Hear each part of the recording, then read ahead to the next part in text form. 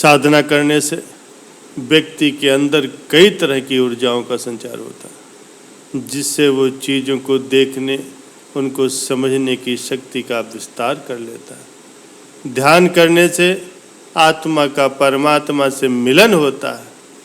इसीलिए साधना हर एक मनुष्य के लिए बहुत जरूरी है।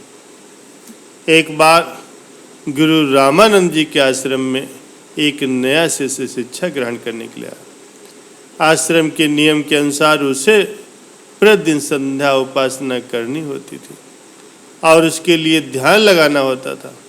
वो रोज संध्या उपासना के लिए बैठता था, पर उसका ध्यान तो बिल्कुल नहीं लगता था।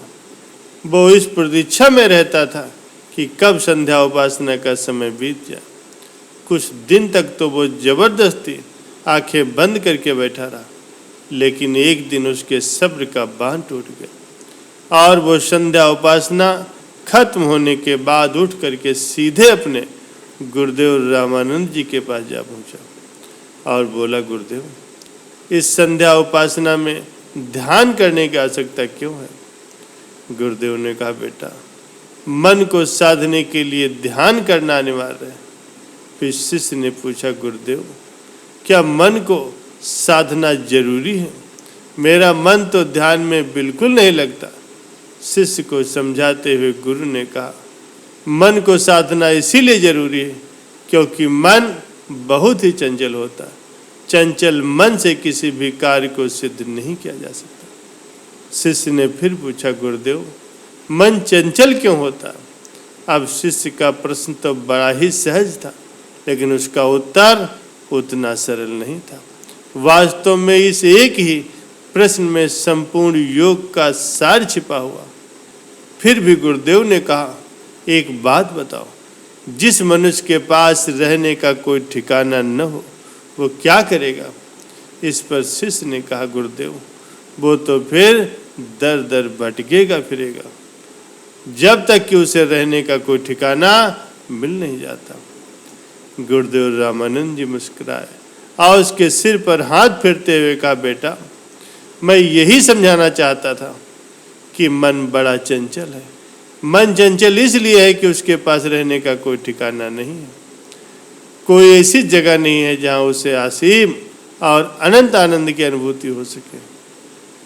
शिष्य को अपने प्रश्न का जवाब मिल चुका था। वो जान चुका था कि साधना करना क्यों जरूरी है। प्यारे सज्जनों, ये समस्या बहुत से लोगों के सामने आती है कि उनका मन सुमरण ध्यान में नहीं लगता। मन लगे या न लगे, पर बैठना जरूरी है।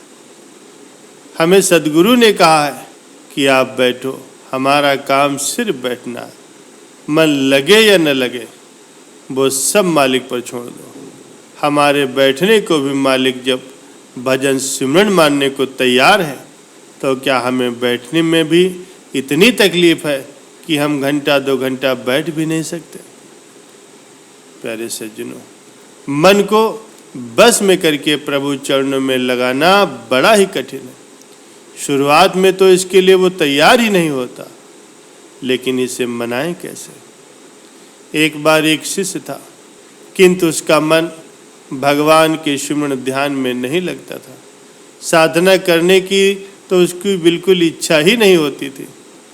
एक बार वो अपने गुरु के पास गया। उसने कहा, गुरुदेव, ध्यान सिमरन में मेरा मन ही नहीं लगता। कोई ऐसी साधना बताइए कि जिसमें मन भी लगे और साधना भी हो जाए। गुरु ने कहा, तुम कल आना। दूसरे दिन वो फिर अपने गुरुदेव के पास पहुंचा तो गुरुदेव ने कहा, सामने रास्ते में कुत्ते के छोटे छोटे बच्चे हैं, उनमें से 2 बच्चों को उठा लाओ और उनकी हफ्ता भर खूब देखभाल करो। गुरु के इस अजीब से आदेश को सुन करके वो भक्त चकरा गया, लेकिन क्या करता? गुरु का आदेश जो था, वो 2 पिल्लों को पकड़ लाया, लेकिन जैसे ही उसको छोड़ा वो फिर भाग गया। वो फिर से पकड़ लाया, लेकिन जब भी उसे छोड़ता वो फिर भाग जाते।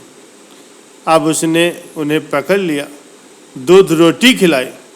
अब बच्चे उसके पास धीरे धीरे रमने लगे। सप्ताह भर उन बच्चों की ऐसी खूब यत्नपूर्वक सेवा की कि अब वे उसका साथ छोड़ नहीं रहे थे।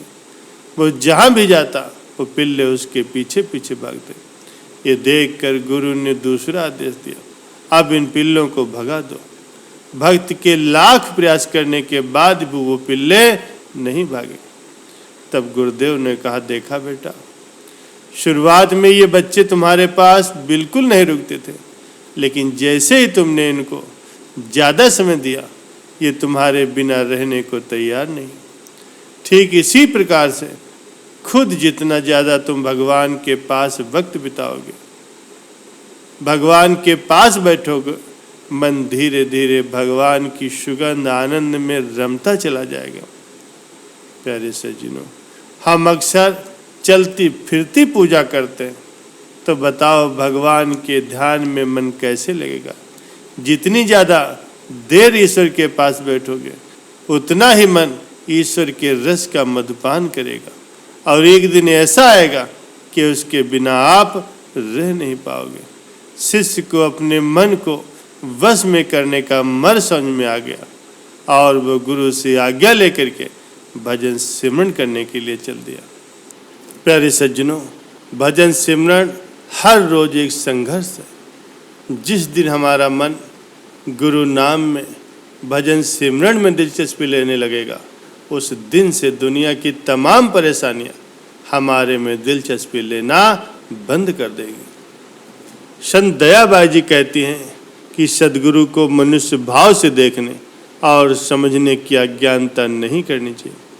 सद्गुरु के शरीर की ओर नहीं, बल्कि उनके अंदर काम कर रही प्रभु की शक्ति की ओर ध्यान देना चाहिए। केवल जड़ बुद्धि जीव ही सद्गुरु को मात्र शरीर समझने की भूल करते हैं। एक बार हजूर महाराज जी ने भजन सिमरन के ऊपर बहुत ही अद्भुत वचन फरमाए। उन्होंने कहा, जो भजन सिमरन पर बैठता है, जो नियमित रूप से भजन सिमरन करता है और उसका मन भजन सिमरन में लगता भी है, तो मैं उससे ज़्यादा खुश हूँ। लेकिन जिसका मन भजन सिमरन में नहीं लगता, फिर भी वो नियमित रूप से भजन सिमरन पर बैठता है, तो मैं उससे और भी बहुत ज़्यादा खुश हूँ। प्यारे सज्जनों, जरा विचार कीजिए, जिसका मन लगता है उसके लिए तो बैठना आसान है, जिसका मन नहीं लगता उसका तो रोज ही अपने मन से झगड़ा होता, रोज ही एक संघर्ष होता है।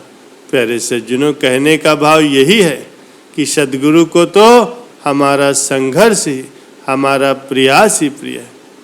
परम संत पलटू साहब जी कहते हैं, संतों की बाणी में बहुत मिठास होती है, उससे ब्रज के समान कठोर हृदय भी पिघल जाता है। उनकी रहनी, उनकी बाणी, उनके व्यवहार और उनकी मुस्कान में रूहानियत की सुगंध होती है।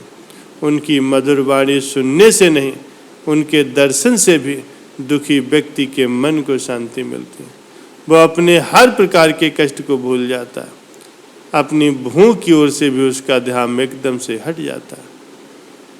संत चंदन और चंद्रमा की तरह मनुष्य को ठंडक प्रदान करते हैं, उसके लोक परलोक के सभी प्रकार के दुखों का नाश कर देते हैं।